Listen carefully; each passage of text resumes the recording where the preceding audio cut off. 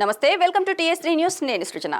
ఏటా మృగశిర కార్తె రోజున బత్తిన సోదరులు కుటుంబం అందించే చేప ప్రసాదానికి దేశవ్యాప్తంగా ఎంతో గుర్తింపు ఉంది. ఆస్తమా, శ్వాసకోశ సంబంధిత వ్యాధులతో బాధపడేవారు ఈ ప్రసాదం కోసం వేల సంఖ్యలో హైదరాబాద్కు తరలివస్తారు.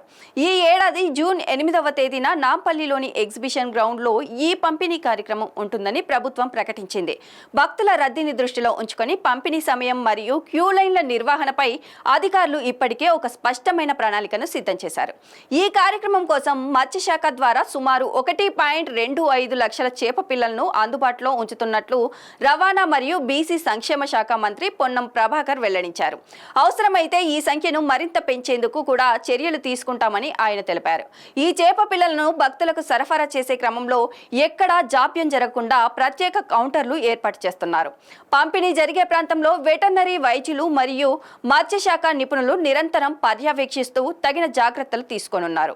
దూర ప్రాంతాల నుండి వచ్చే భక్తులకు ఎటువంటి ఇబ్బందులు కలగకుండా వివిధ ప్రభుత్వ విభాగాలకు సమన్వయంతో పనిచేయాలని ప్రభుత్వం ఆదేశించింది. పోలీస్ మరియు ట్రాఫిక్ విభాగం పార్కింగ్ మరియు భద్రతను పర్యవేక్షించగా జీహెచ్ఎంసీ పారిశుద్ధ్య పనులు, రెవెన్యూ మరియు R&B విభాగాలు వసతి కల్పనను చూసుకోనున్నాయి.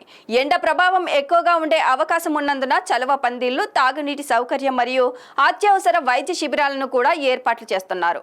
భక్తుల రద్దీని బట్టి అదనపు బస్సులు మరియు మెట్రో సర్వీసులను నడిపేలా రవాణా శాఖ ఏర్పాట్లు చేస్తోంది.